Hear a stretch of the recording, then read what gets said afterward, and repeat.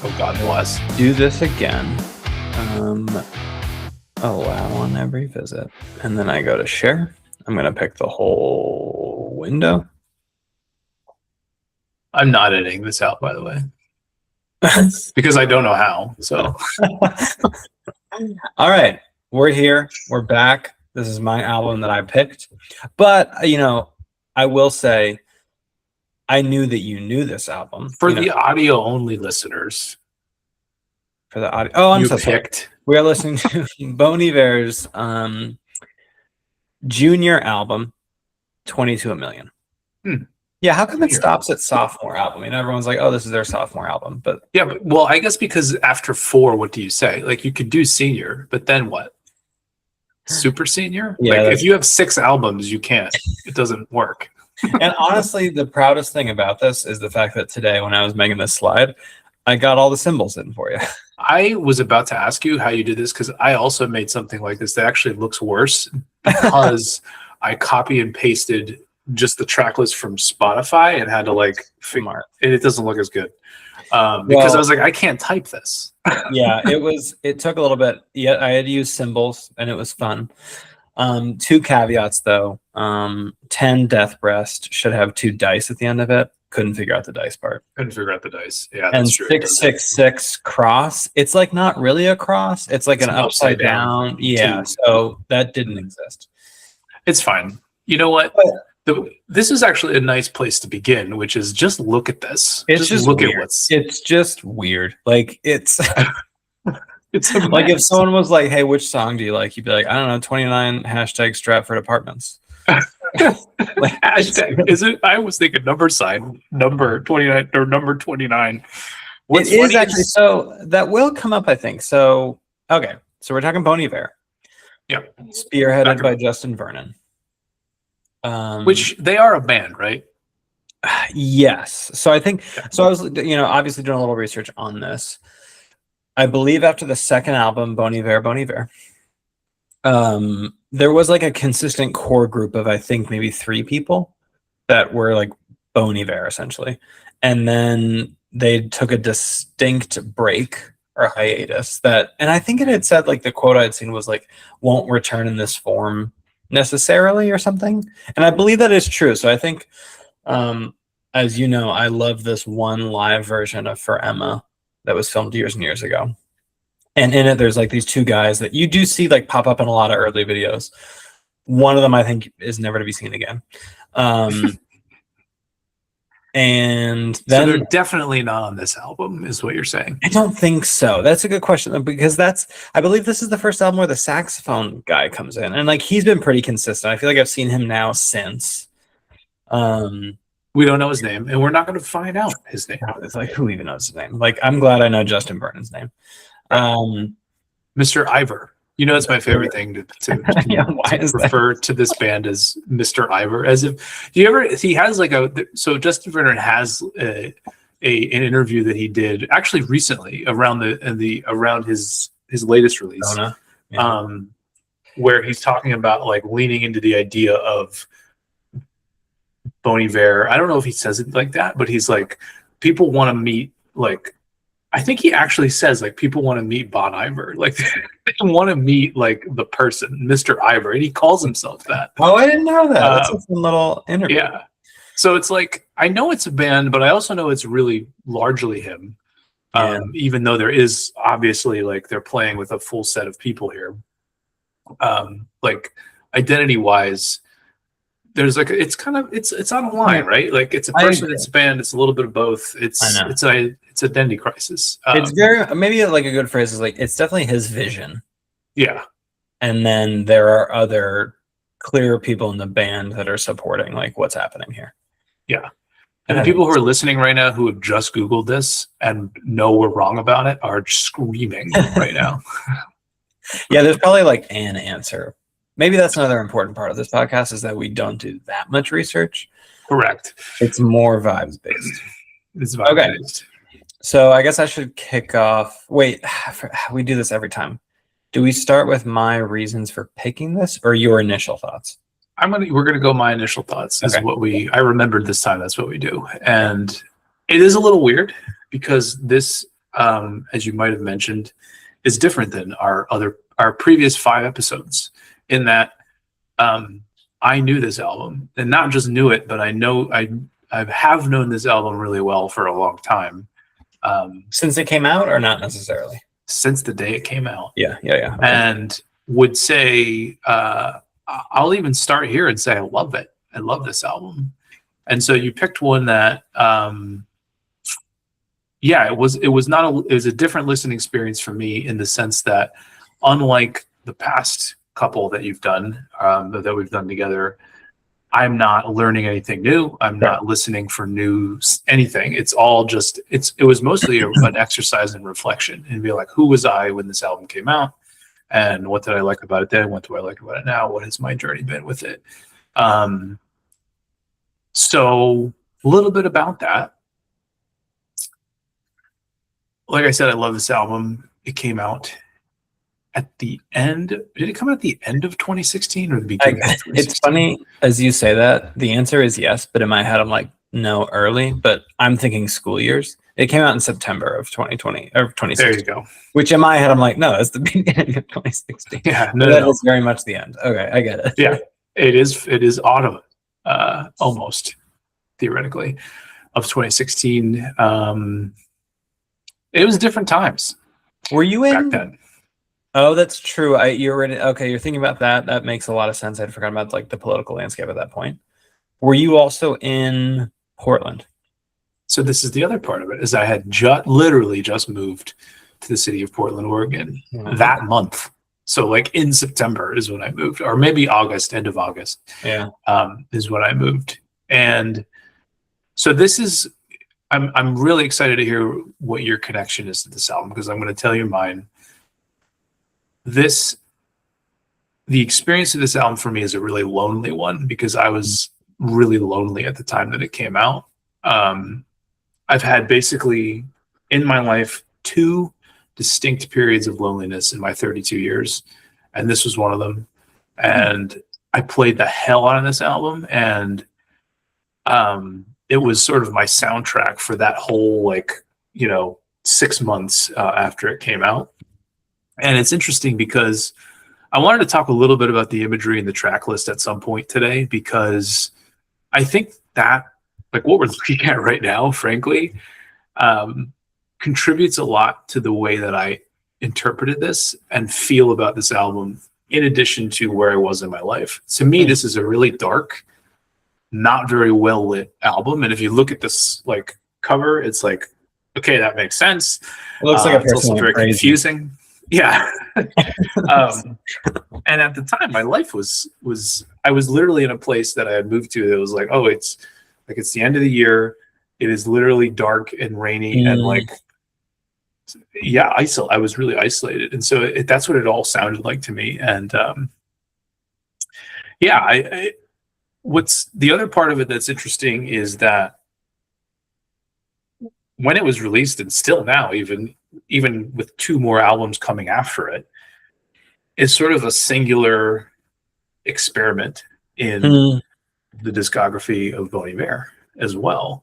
And so the music itself was, I'm going to say, I know critically people have said oh, this is Bon Iver's Kid A, if we're going to, I saw that come up when I was doing my little, yeah.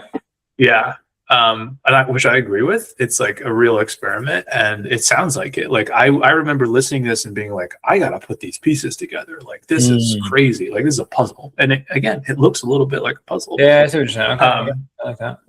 And so all that stuff sort of culminating into one. It's no surprise to me that I love this album, because it was such a strong connection for me in a lot of ways at the time that it came out. And listening to it again for this project brought me back to a lot of those times. And it also made me really think about what I liked about the exercise of putting the puzzle together at that time in my life, and how it is a little bit different now hearing it. So yeah, that's the context. I'm going to just tell you now, and I'll say it again at the end. I think it's his best album, or I'm sorry, their best album. And I think it's a masterpiece, honestly. That's Masterpiece. that's where I'm gonna start. Wow. And now I'm gonna throw it to you. Damn. I don't know if I'd say it's their best. That's interesting. We are disagreeing. I've had a renaissance with another album. But all right, so my picking. So yeah, it came out in 2016. I was living in Pittsburgh, like post-graduation. I more so picked this, and it was interesting as you were talking. I was trying to like figure out. I think a big difference is that you are very good at this album in this point in my life. Mine, I think, is a little bit more like this point in my music taste life. Like I do kind of encapsulate it in like music tasteness, as opposed to just like, oh, also, I'm not listening to this. And there are some periods, but it's more like song based, maybe less album based of this was my sad period or lonely or whatever. But this specifically, I remember it came out, and I think like maybe I just known it was coming out. Maybe you told me, I forget how, but I kind of knew this was coming out. I was excited for it because I think I had finally realized, oh, I like Bon Iver. Maybe it was a relationship I was in at the time. Like they also like Bon Iver. So who knows? But I remember like being excited for it. And then it drops and I'm like, what is this? Like, it's a shock. Like, when you listen to For Emma, and I have a little interesting note about that a little bit, but like you listen to For Emma, Bon Iver, you're like, you think you know what this band's about. And then this comes out and you're like, what is happening? But like, for some reason, I kind of just use it as I don't know if I use it as a challenge, but like, it's so quick, which I think I'll come up with as we talk about this. Like it's 34 fast, minutes. And you just go through it. And I think this was the first time that I ever would have said that I enjoyed that songs that were like this, that were just like very experimental and just noises and like so different, I think, from what I had liked, that I also picked this because I think it was a defining music taste thing too, that this very much opened just the idea of like, okay, like I don't have to just like a song that is, verse, chorus, piano, vocals, whatever. There are other ways to construct a song that makes sense and that I enjoy and like will listen to. That's why I kind of picked it. I have a question about that already. Sure. Is this the first example of that in your I think life? like first thoughtful example, especially like as an album for sure, that I just like, because I never really had got into hip hop or knew much about that. And I think that would have been the closest to this. And I even saw like that kind of popped up. People compared it to like, oh, he's kind of exploring hip hop or influences of hip hop, whatever, just using sound in a different way. Go ahead. I didn't read it. I never read it like that. That's interesting. Someone had said that with I'd seen somewhere, and honestly, this could have been Wikipedia. It was just like, oh, this came after. I think he had done the collaboration with Kanye West. Oh, that's true. Right. That so like age well. Anywho, but it was just like so different, experimental. I think right off the bat, I would have been like, like no, not for me. But I can still, kind of distinctly picture walking around Pittsburgh and just like it's definitely associated with Pittsburgh and me, but much more that kind of okay, this isn't at first blush something I'm like in love with when it comes to an artist. Like there are a lot of artists that I'll just listen to their stuff, like it off the bat, give or take, and then like it. Like this was like I gotta like work to like this. It probably but you did. But I did. I did because I think, and I'll get to that as we kind of get through this. Like there are a few reasons potentially for that. But okay. Well, we'll wait until you're ready to explore that, because I'm in like what I'm learning about you and your music taste now is that it makes no sense. No, it's not that it makes no sense, but it's just that you actually don't like doing the work. You are fairly unwilling to like if something doesn't grab you, you're right. And maybe it's just like, look, I don't have the time for that in my life right now or whatever, which is fair. But so maybe you were just different, 10 years ago. I don't know. But I wanted to ask you, because I wrote when I was listening to this, I was like, why does Kevin like this? There's no narrative, at least that I can see. I agree. Super cryptic lyrics. I think great lyrics, but cryptic and not not abundantly clear about what's 100%. happening. And there's also not like the song structures are really loose if they're even there, right? Like in fact, to the point even more so than even what I typically like one of the things that I initially wrote about this coming back to it was, and I knew this at the time when I heard it the first time, was like there's just a lot of little pieces, like not fully played pieces of music that are being put together. Oh yeah. In the production, which is normally not my thing, because as you know, I want to hear it as you played it. I want to hear it in the room, and this is not a room album at all. No, not at all. This is like it's a puzzle. It's a puzzle album where it's like this was produced, it was put together, and so I don't think that that's typically your like you like arrangements. You like right. There's a clear, structure to this, and so what is it about? I don't know. Well, we'll get into it, but wait, that makes me think, like, I almost feel like I wrote this down in my most recent notes that I was just doing, which was it's essentially like a single like you like that construction of something that someone is figuring out and doing in a room, and this is now just, I think it really, to me, feels very much like, oh, this is one person putting stuff together. So it's like the same idea, but just not physically in a space. Like this is the digital composition of that, but it still feels, so I liken this back to For Emma, that, that I've always been fascinated by the fact that, like, For Emma, like, was truly just apparently written by him in a cabin alone. Right. This feels very much like one guy with a mix board or whatever it might be called, like doing it alone and figuring stuff out. So like it feels similar in a lot of ways to that. So it almost like comes back around that, yes, it's this digitized thing, but it's the same concept and vibe in a lot of ways. Yeah, I guess that makes sense. But the music itself is so much different. That's the surprise. That's the surprise. So like really, and maybe this is, I don't know, I want to insert this here, is I didn't just listen to this album this past month for this exercise. I listened to every Bon Iver album for this exercise. And that, because I was trying to really think to myself, like, is it my favorite? What is it that I love about this that's not in the other ones? And it just became so much more clear that this is so unlike everything else.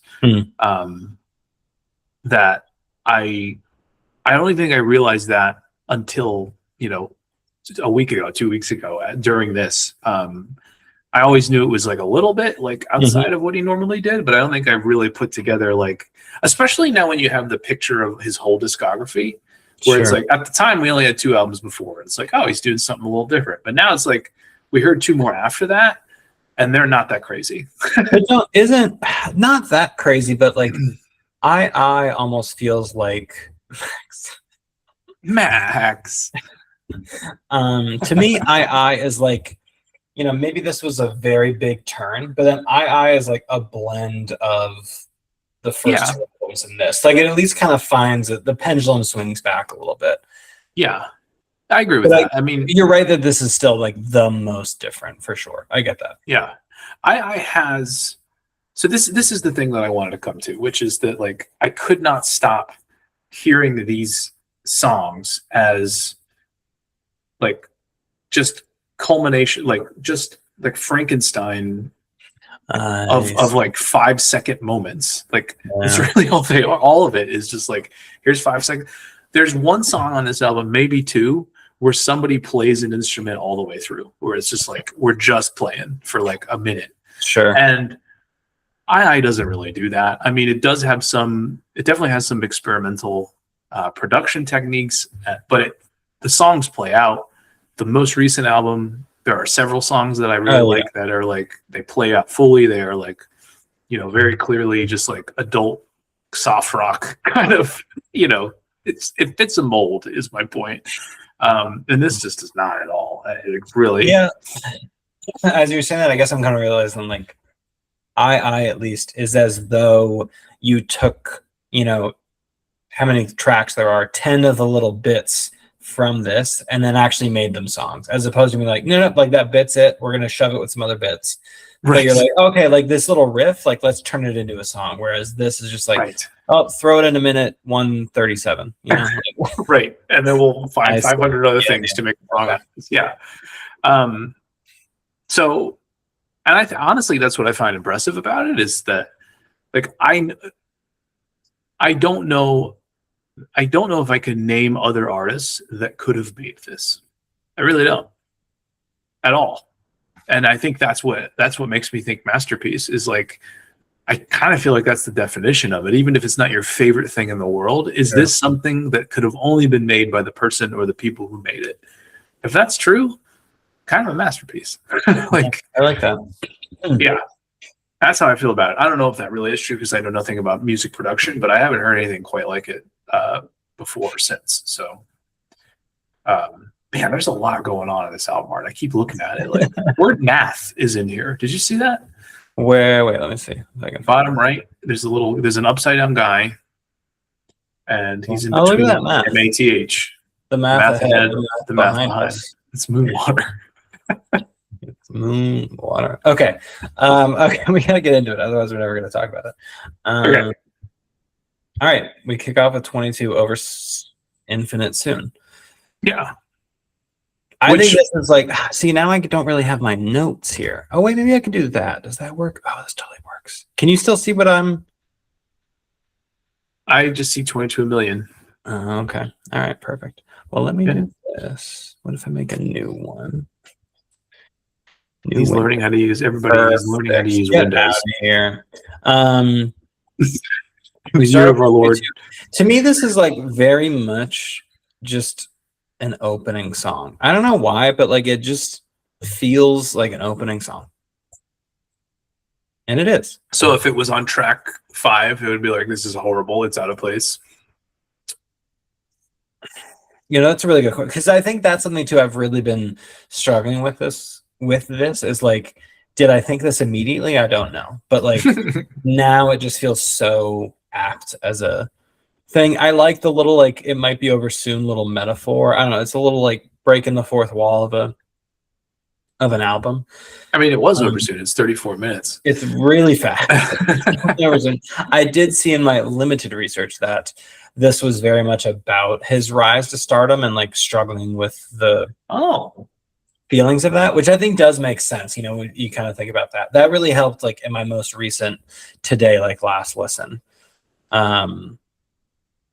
Yeah, I just really like, I don't know, I just like it. It sets it apart. It's clearly going to be different. There's a lot of weird noises and things. Was this this wasn't the first song that you would have heard from the album because there were singles, right? You're right. I probably listened to 33 God like when that was a single and came out. That's what I thought it was too. Yeah. Right. Yeah. But I think great song. I like it. Especially like a great song in the context of an opener for some reason, because I just like that little like it might be over soon. I think is that how it goes? Yeah. Where are you gonna look for confirmation? And if it's ever gonna happen, it might be over soon. Something like that. Yeah. And then there's like little kid noises. It might be over soon. Like it might be over soon. Yeah. A lot of noise. I think like this is gonna come up the whole time. Let me just say, in thinking about you with this album, like what separates this, for some reason, this moves forward and is different in a way. Like you really like your bits of just like little things you can go back to. To me, all these songs hit that, but then they're still like moving quickly for some reason and like going through. I mean, they physically are moving quickly, but then like each song is so different, which is really odd. Like it's just interesting. They're extremely different. Maybe like a few of them start to blend, I think, towards the end. Like they fit more of a theme.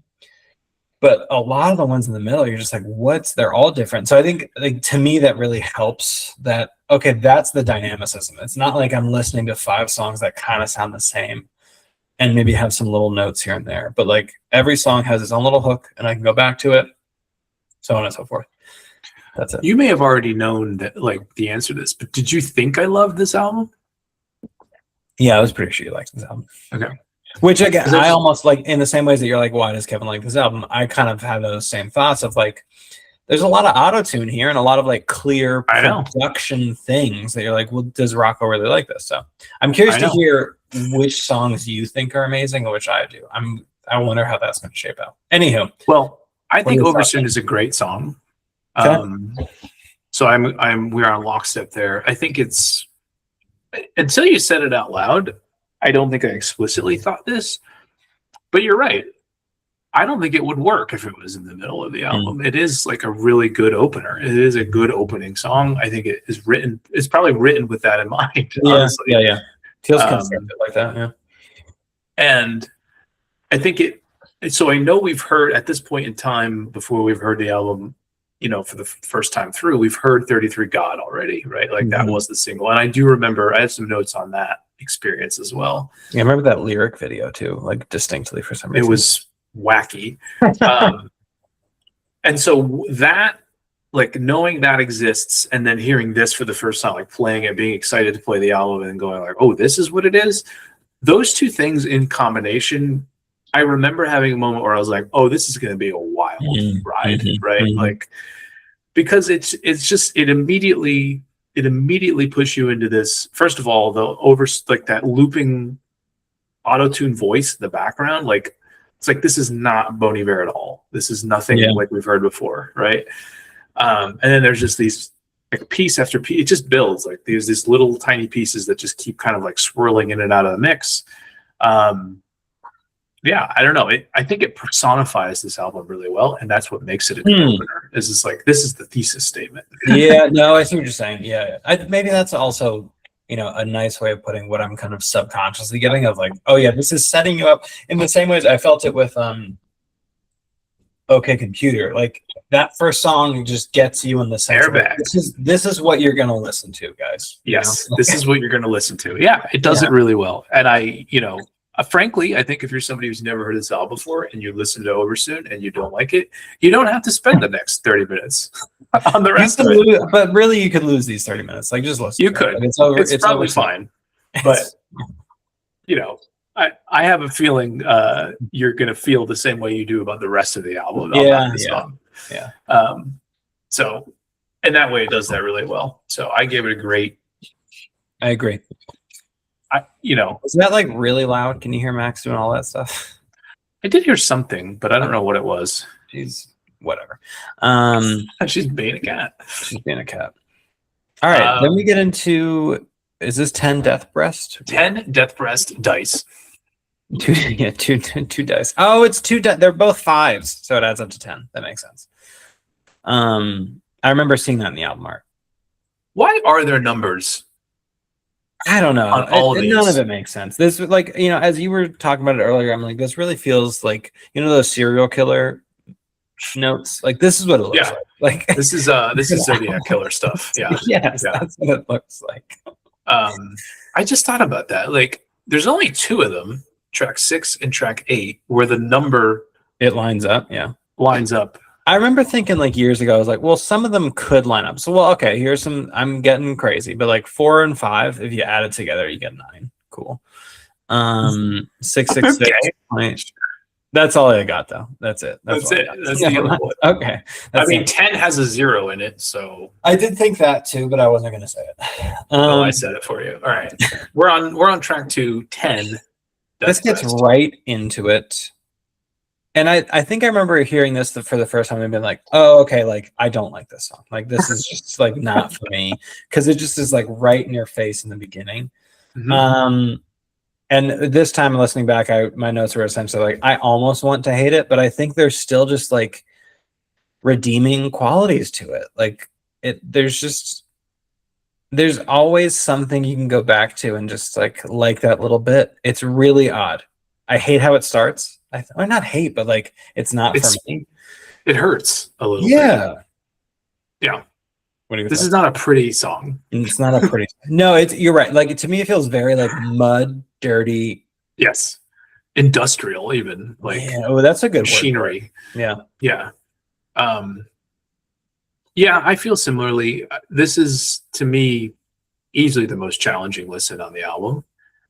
Comes in track 2, which is like kind of bold to be like, we're going to take the one that we think everybody's going to hate and just It's number 2.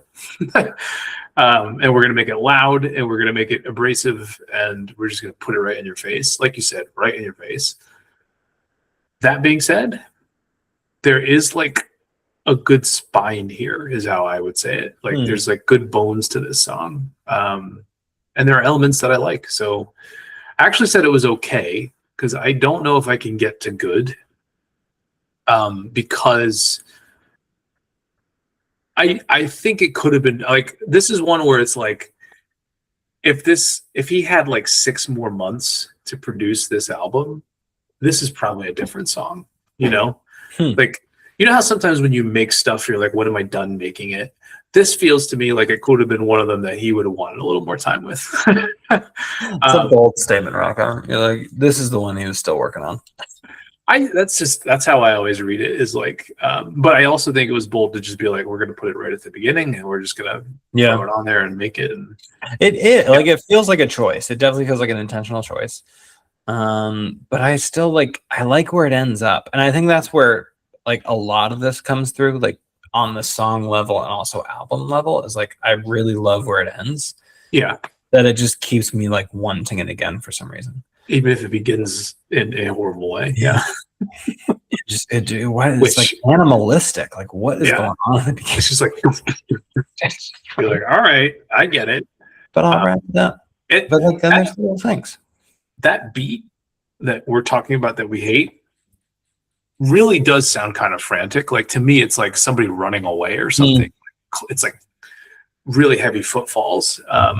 So it gives like the imagery works for me. And it, again, talking about sort of this, in my mind, this being an album that is on inside with the lights off.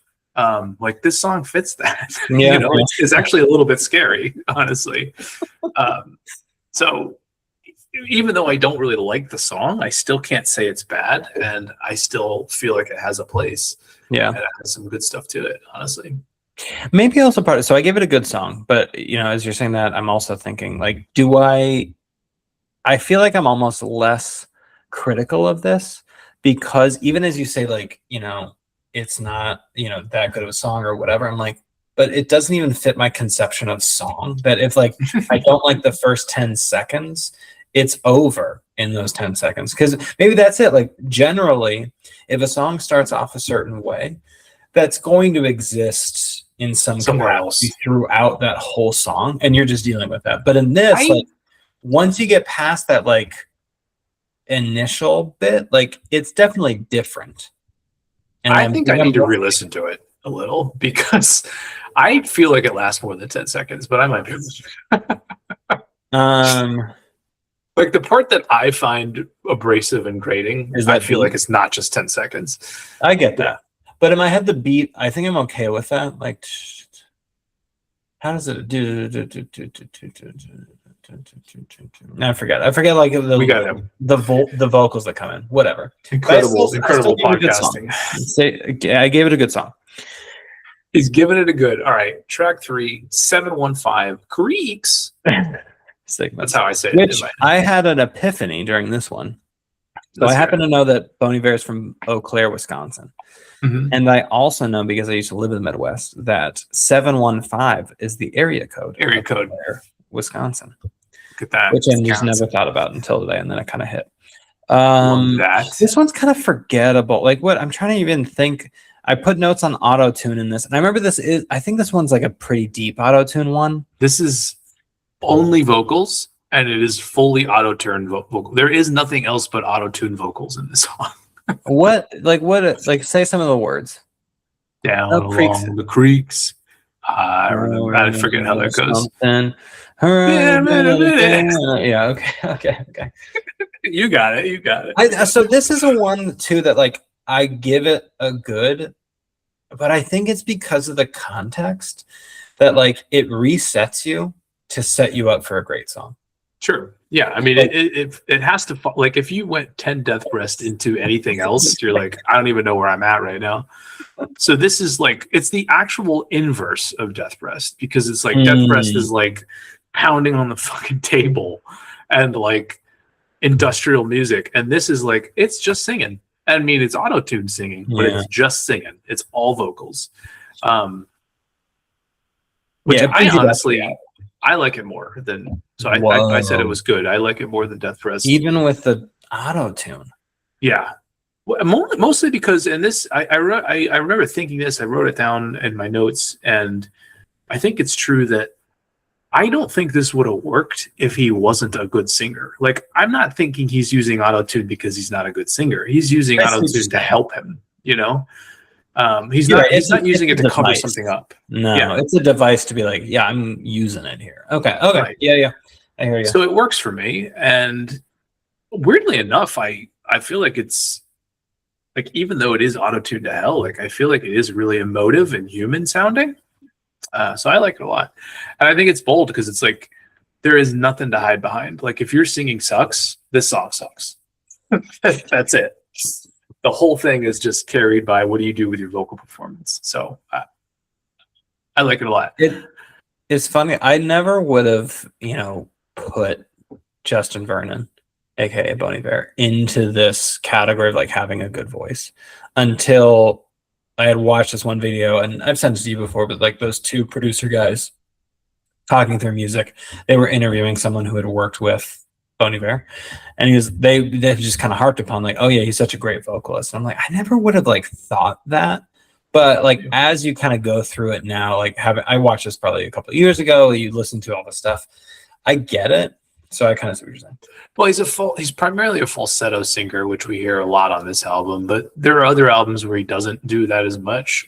In fact, I want to say the next two albums, his last two, were a little less on the falsetto. And there's a great song on this album that is not falsetto. So I don't know. I like, if that's not your thing, then maybe you don't think of him as a great singer, because it's like you got to like that. But I think he does it well. I'm not trained enough to hear like, is this really good or not? I think it's good. No, I hear you. So I give it a good. Boom. Agree. We're at great, okay, good for me. Great, good. Great, good. Now we're going to talk about the single, the first song that you would have heard from this album, track 4, 33 God, G-O-D. In quotes. All caps. God. Well, like the piano gets me right from the beginning. I think I think it gets me that I'm like, finally, like we got some song things that happen in songs. Like this after those 3 tracks of just like, I don't know what that was. And I'm like, cool, some good old fashioned piano, but it's still like weird. So you're right. Like, if I zoom back to 2015, I probably needed this single to at least like hear a few times, get used to it, and know what's coming in some regards, Mm-hmm. Not completely, but it's definitely on the verge of that. Do you think that if you had not heard this song first, that when you put on the album for the first time, you would have been like, I'm done at track 3. Like, I'm not hearing the rest of this? Because I kind of think I might have. That's a good point. You're right. Because like I would have at least been going to, okay, cool, I'll get to a song I know when I get to I get that. It's probably true. I would have had a much harder time getting through more of this. Because you're like, if all of this is just Death, Breast, and Creaks, like, I mean, I think I would have ended up liking it still because it's good, but it would have been a harder first like listen or two, right? It would have been a harder like thing to get introduced to, I think. Mm-hmm. So it's interesting that he chose this as like the main single, or whoever chose it as the main single, because I think it kind of needed to be to like, for this to even be like remotely a success, because it is. I'm gonna say it's the most songy song, besides one other that I think we're gonna get to a little later. I think so. It's pretty much the most songy song. Yeah, I agree. But there's still some really cool stuff happening that is not songy. Like, there are a lot of little elements. I wrote down that there's like this fragmented vocal snippet, almost like somebody trying to pipe up in a meeting, but just keeps like stifling it in the background. And there's like chipmunk style vocals. I don't know if I called it kid vocals. I was like, I love the kid. Like to me, it's a kid talking, and I love it. I agree. Like I mean, that's not, those are choices, and they're not. Those are like elements that are just like little pieces of the song, and so I don't know. It does do some funny stuff, but overall, I think it is like pretty well put together. Yeah, this one made me realize like I love the production of this, and I think this is the one most recently that tipped me on to like, oh, this is a guy putting stuff together like on a board, like it's just so it breathes intention. I think in a lot of ways. Yep, the pieces are being put together well here. Like you're like, okay, he's not just like, it's not all experimental. Like he actually can put the puzzle together. This is where he like proves it. Stand at the Ace Hotel. Stand at the Ace Hotel. That's like a great drop. I don't know why. It is a great drop. It is a great drop. I said it's a great song. I didn't want to give it a legendary, and I think. I didn't want to give it a legendary because A, I wanted to save it for some others, but B, I've heard it too many. Like it was the single. I've heard it too many times, and I think it does have, unlike the rest of these, a little bit of an exhaustion factor to it. I've just heard it a lot. It is one of the. I was looking up. I have a note on one of them later. I was like, "Is this the longest song so far?" And it was. But this, I guess, this is a longer. This one, maybe this one could be the one so far. Let's see if I can. Is it the longest? No, it's not the longest in the album. That's for sure. It's the longest to this point. To that point, which I mean is not that many, but it's three. It's 3.5. So it's still not even that long. But okay. So would you give it? I give it a great. I think this is great. I also very much was like saving my. We're on the same page here. I think we diverge a little bit on Death Pressed. I'm surprised that you like it more than me. I will be honest with you. That might be my biggest surprise so far. But otherwise, we are on the same page. I agree. This is a great one. All right. Number 5. 666. Death to Jesus. Oh, I'm so sorry. Number 5. How dare you? 29 number Stratford Apartments. 29 number Stratford. I always think it's Stratford, but it's Stratford. Yes. Go ahead. To me, a friend said this years ago, like after we kind of talked about this album, that this is the most Bon Iver song on the album. And I think I agree with him. Like if you were thinking of like a man alone in a room with a guitar, you're like, okay, like that's where he was. He's now in this song. Is this Sharon Smoke up in the high half? Yeah. It's a good, like, I think this is a, like, it sets up a vibe. I think it goes back to it. I think this is where you really start to feel like, oh, this is a dynamic album. Like, every song is different. Like, you don't know what to expect after the next one. This is really just hitting you with that. That's it. That's it. Not that's it, but it definitely feels different. I think this is the most, I guess, would this be the songiest? I don't know if I'd say that necessarily. Well, no, we just said 33 God is the songiest. Well, you were saying you had one later on that you think might be songiest. But like this still like isn't your classic song structure, but like it's your Bon Iver structure, I guess, is what you're getting out of this. Yeah. What are your thoughts? My thoughts. This is a standout for me. Probably my favorite song when the album came out. Wow. And it's, my relationship to this album has been long enough and has grown enough that I don't know if that's still true, but I still love this song a lot. You do hear the room. Like, I think you physically like hear doors and stuff in it, don't you? You do. Like, and you hear creaks, like a rocking chair or something. This is, I'm going to say, one of 2, maybe 3 songs on the whole album that you hear the room in. And it's the first one that you hear the room in. Mm-hmm. And I think that's probably why it stood out to me initially. There's a lot of cool production on this song. Not just like, you can tell that parts of this are live and you can hear like things moving around on like a desk or a floor or whatever. Yeah. But there's also like this, I don't know what he's doing with the vocals, but do you feel like he's leaving a voicemail for parts of this song? where I don't. It's just not. It's not at the front of the mix or something. There's a moment where he says "canonize." I think he goes "canonize," and it sounds.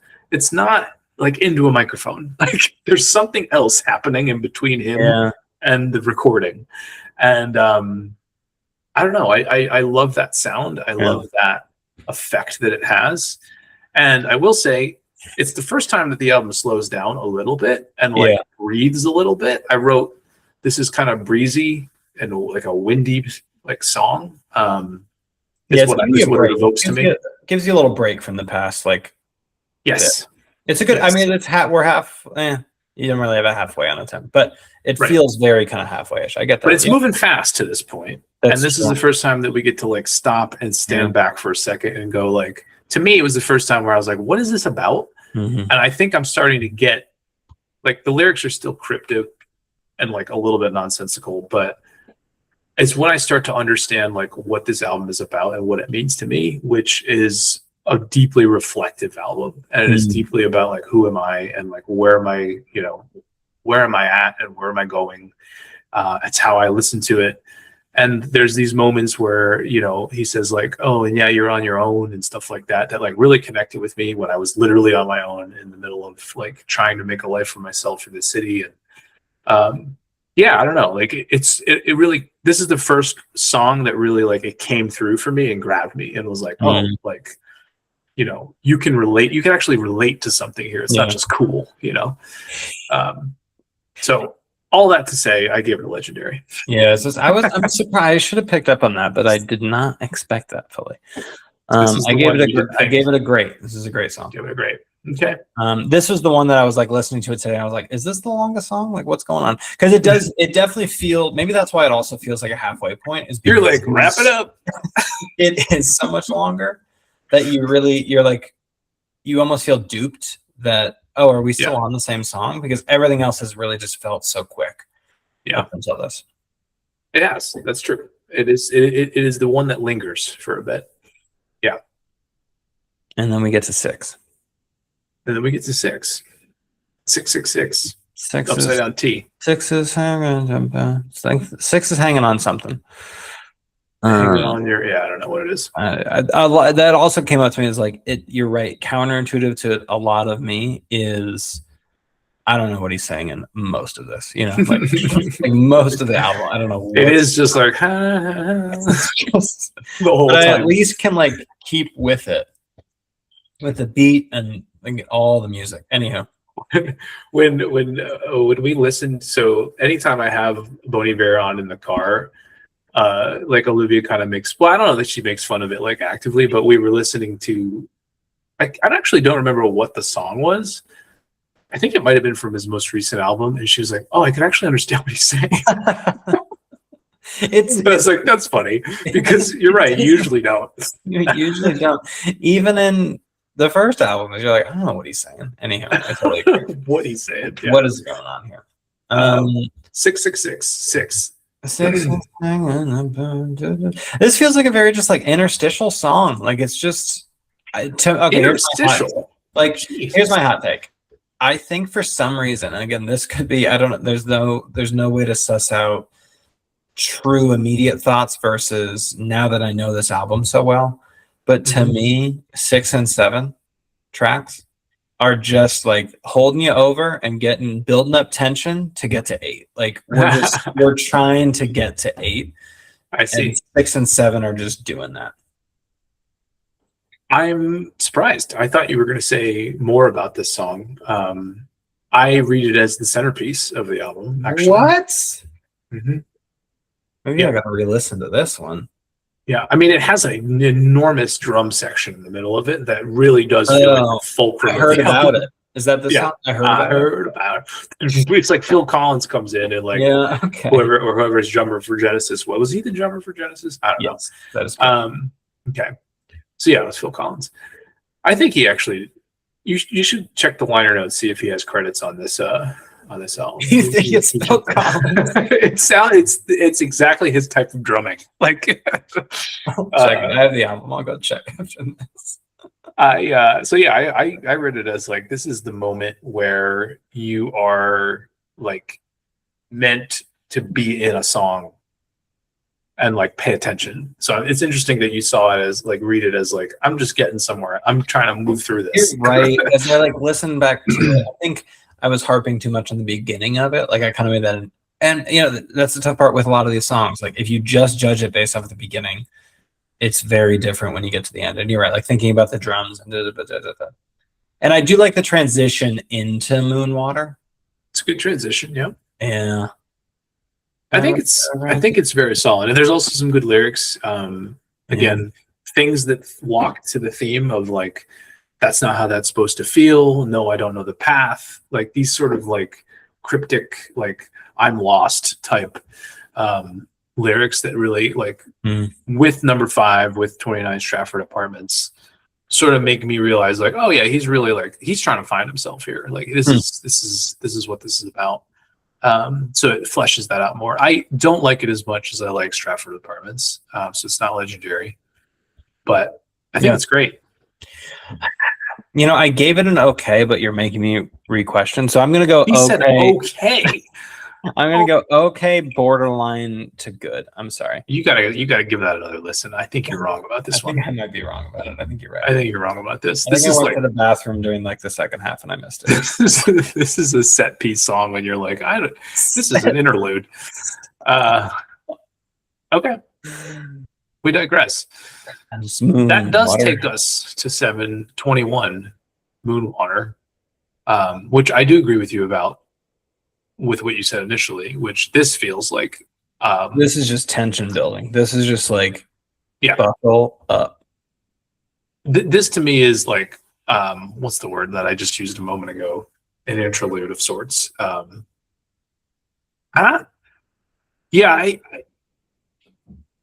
do like the imagery, and I think the idea of Moonwater and like evoking water in general makes it feel like it kind of sounds watery to me. Yeah, it sounds like a reflective feel. Too. Like it feels spacey. So that part's cool. Not really a lot else stands out to me. I did write, and I didn't realize it until listening to this, that you know who Brian Eno is, right? This is gonna be lame. I only really know that because his name comes up in crosswords a lot. Okay, that is super lame. But he's a producer, but like that's what I've learned from crosswords that he's a producer. Well, I think Brian Eno would love this song. It's like it's atmospheric. It's like music for airports, is what he, his album where he's like very atmospheric sort of background type music. The music is now there is obviously singing as well, but I don't even know what he says in the song. So it's Moonwater. It's Moonwater. So I gave it an okay. Yeah, I give it not bad. I think it is really only there to make 8 hit. 8 hit. So let's talk about 8. Circle. Give it an okay. So 8. I think Circle. I think originally this is the song that kept me coming back. Like this was the one. Wow. Like, okay, this album is worth listening to because this song is great. Right off the bat, I'm a sucker for songs that blend. What do you mean? Or is it legendary? Oh, this is a legendary song. 100%. Okay, thank you. This is absolutely legendary. I don't know. We are on the same page. Like, I'm a sucker for they start off and it blends together. Like you smoothly transition into the song. I really like that. And it just so well builds tension throughout. And even today I was listening to it and I was trying to figure out like, okay, like you almost think it's a 5-minute long song. So this is actually the longest. This is long. But it doesn't feel that way to me. And in my head, I was like, oh, well, the kind of release of it must come maybe 3 minutes in or something. It's truly 4 minutes and 30 seconds in that you finally get that final like hit, which is kind of shocking that you can be into it for that long and like feel as though it's so cathartic. It could keep you for that long. Yeah, even though you're really getting this 30-second payoff and then it's over. But it ends kind of quick, which is maybe the only knock on it. But I agree it's a legendary song. And I think I'm with you on like it's between this and Stratford Apartments that I came back to the most when it first came out, where I was like, Like this is my like I'm hearting this Sure. and I'm listening to this by itself kind Yeah, of song. I would listen. Exactly. Yeah. Yeah. So I agree with everything you said. It is interestingly, I think the first time where, and this is what I alluded to at the beginning, the musicians get to just play for 5 minutes. Like they get to play their whole song. They're not just like playing 5 seconds of something that's going to get chopped up and added to something else. Like they really, like there's nothing, the rest of this like piecemeal production that happens elsewhere on the album is really not here very much at all, I don't think. Yeah, you're This right. is just a song. It's continuous. Yeah, it feels like it's just going. Yeah. This is when we were talking about what's the songiest song, I think this is the most like straightforward song. It's the only one that draws a straight line. So it's definitely a straight line, but it's interesting. It's still not a, chorus verse chorus anything. No, it's not a pop song, but no, you're right. Yeah, everything plays out. Yeah. And the saxophone on this is just incredible. Incredible sax. Love the way that it's just like, I can't even explain like the way that it like swings in, where it's just like when does it swing in? I'm having a hard time picturing the sax. I can't even really. I can't. You're gonna have to. You're gonna have to listen because the end. In my mind, whenever you're talking about saxes, I'm just like this, like track 9. I'm just like, oh, that's like there's no other saxophones in this entire album until you get to track 9. Like that's not true at all. You need to listen to more of this. I know I'm bad at those things. There's more saxophone. There's saxophone in Moonwater, to be clear. Yeah, I know there is, but in my head, it's like, who gives? Like those other saxes walked so that sax on track 9 could run. Like that's the reason. So yeah, this is the bass. I feel like you would really like the bass in Circle. I took notes on that. Like the bass really gets you. It's like a stand-up bass, right? Like you think it is? Yeah, that can make sense. I think so. I don't know enough about those things, but just a perfect. To me, this is very much similar to Prom Song from Pile. Like, it's that same kind of, you're building up and then you have that like amazing moment. Yeah, and it just makes it worth it. Yeah, we're lockstep on this. I love the line "too much for me to pick up." I sing that a lot to myself sometimes. Too much for me to pick up. The way he says it even is kind of cool. This is the first song this is the last thing I want to say that to me doesn't feel like stuck inside in the dark anymore. Like it is breaking out a little bit. So I agree that when I was listening to this again with this lens of like, okay, it's him processing, stardom and like, who is he? Those types of things. Like this is, what did I kind of say? This is the acceptance. Like, okay, I've now made it to exactly. This is really the aha Jesus moment. Like he's like, it is the aha Jesus moment. I'm me. I'm accepting this. And like, now I'm gotta go through where there's so much as a whole, so much like tension and angst in the beginning. And then you're figuring this out. What if I said this is a bad song? What if I was like, this is shit? I don't know. I just like, like I was talking to someone about this where obviously we're in this music league. We've been digesting a lot of music together in certain ways. But like, I think my blind spot is that in my head, I'm like, well, no, objectively, this is the right answer. I'm just like, no, you're wrong. Right. And so I'm just like, well, I picked these 2 songs that are the right answers to these prompts. To me, if someone was like, no, this is not a good song, I'm like, no, like objectively, this is a good song. Like, but you're not right about that. Yeah. Like in the same way that if someone was like, "Oh, Hey Jude's just not that good," you're like, "No." Like you have to zoom out and be like, "No." Like Hey Jude is a good song. I love that you're like, no. That's not correct. You at least have to accept it. Anyhow, no, it's just really, yeah. I was very obsessed with the song when it first. It slaps. If you haven't, if you're gonna recommend anybody listen to a single song from this album, it would be that one. I agree. But it does, in my opinion, begin the run of what I think are the 3 best, like the best cluster of 3 songs on the album, in my opinion. Rocco, you're speaking my language. Let's go. Not that I think, because again, I think 5 is legendary, but it does live on its own little island a little bit. You're right. That's definitely an island. No, I think these three, I think 9 is a sneaky legendary song. I almost gave it legendary, but I didn't feel like I could have 3. But because you're giving me permission, I'm going to change it right now, and I'm going to say it is a legendary song.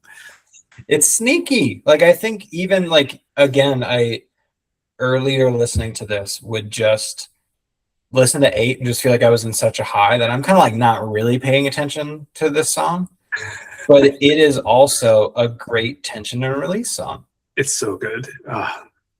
And it is just like sax and vocals, basically. I mean, there's probably some other weird stuff in there, but production-wise, but that's really what's happening. Yeah. And man, the vocals are so good. Like the chorus of like it all coming together. Like it's not just like one voice, right? Like at the end where it's like this choral, thing going on. It's so good.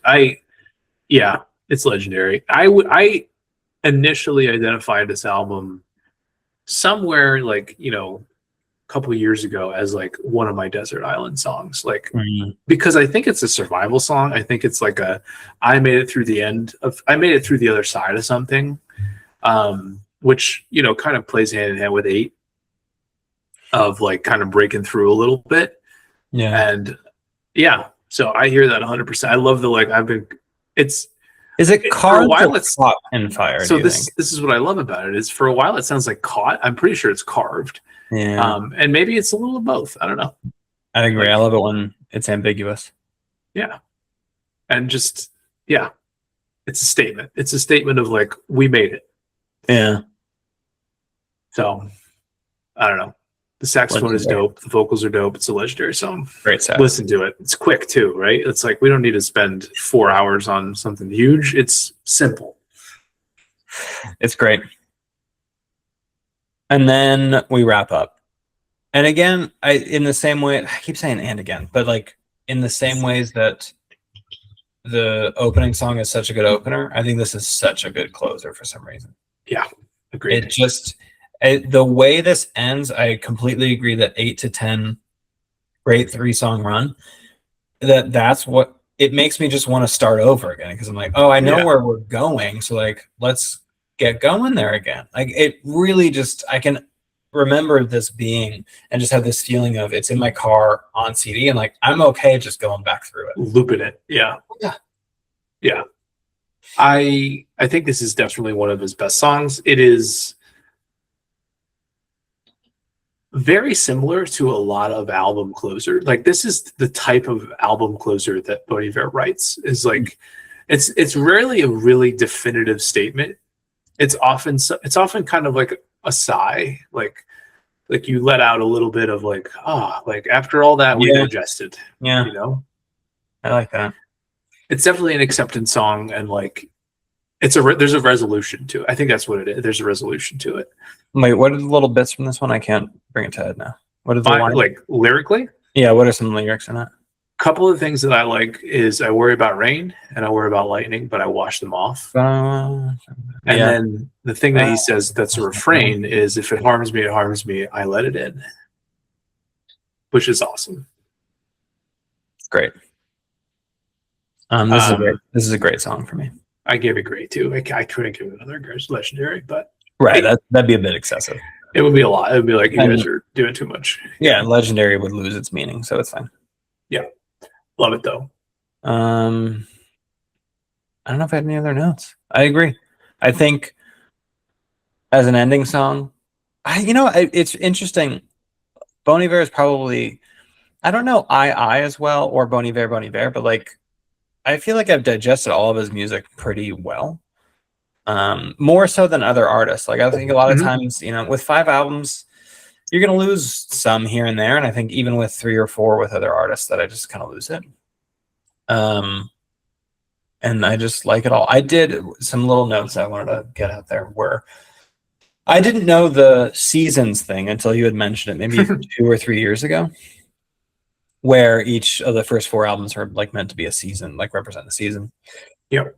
And so then one time driving from Chicago to Iowa City, I was like, oh, well, let me just listen to them in a row and see if I can kind of like sense that out. I was very interested.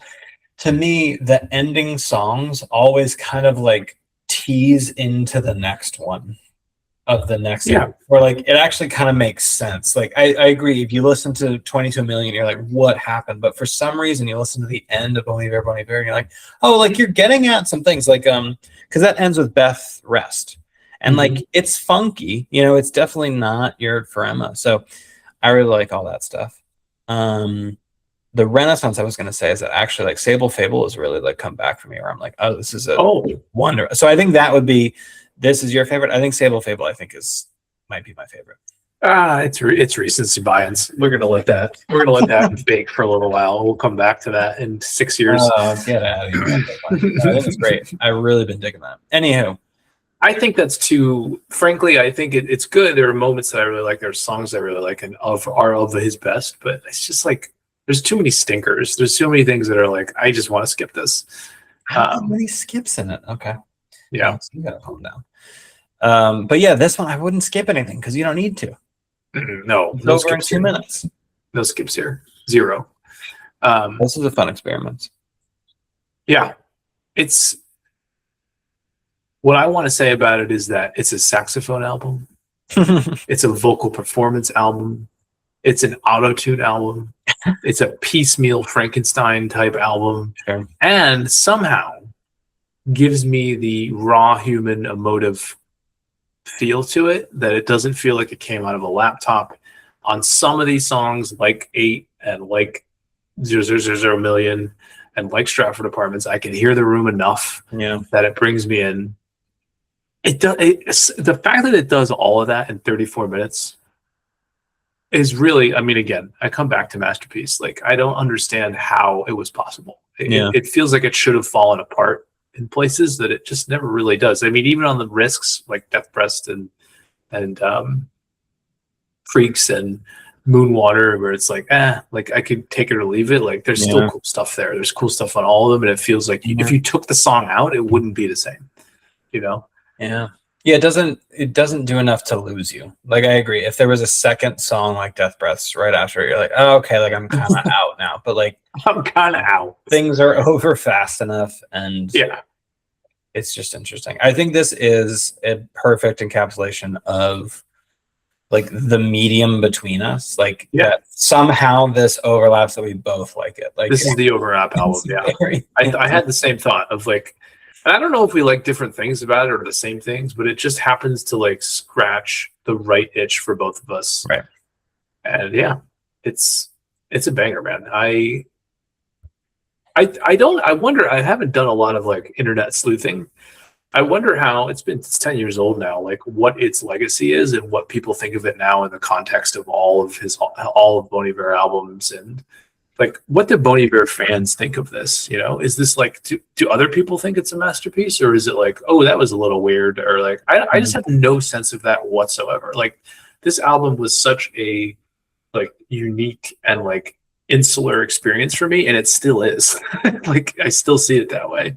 That I'm like, people could think this is shit, and I honestly would not know. Oh, I meant to look at like, I was curious about like plays relative, because I was actually interested. So. I guess it lines up with your thoughts. So the most played is 33 God, which is 94 million. Stratford Apartments is 77 million. So that's number 2. Because it's a great song. I guess I got to go back to it. And then 8 Circle is 3rd with 65. Mm-hmm. But then what do we got lowest? So 45. Oh, that's a bummer. 45 only has 27. I get it, though. I'm surprised. Well, Death Breast would probably be lower if it was track 9 instead. Sure. Yeah. But yeah, Death Breast and 45 are both about 27 million. I'm sorry. Moonwater is the lowest, 23 million. Yeah, that deserves it, honestly. That makes sense. Skip it. Yeah, where? Oh, it's kind of sad. I remember I was looking at this, that Bon Iver's top played song is a Taylor Swift song. You think it's sad? Where he's featured, and it's 1 billion. He gets over 1 billion. And then there is like a phenomenon. 22 million song in his top 10 on Spotify, not one.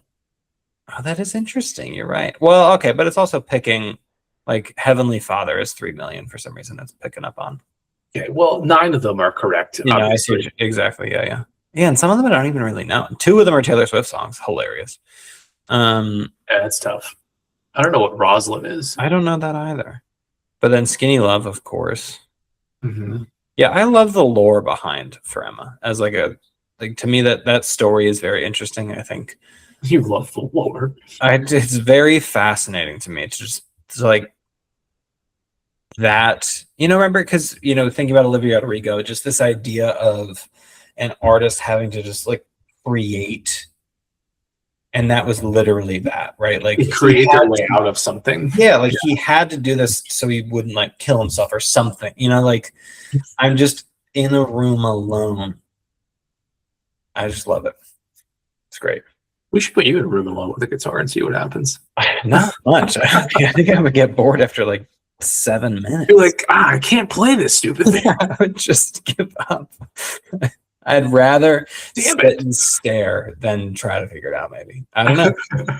I do vaguely remember, like, I took a guitar class in high school, and I can get the first few notes of Oh, Susanna. That's as far as I can get.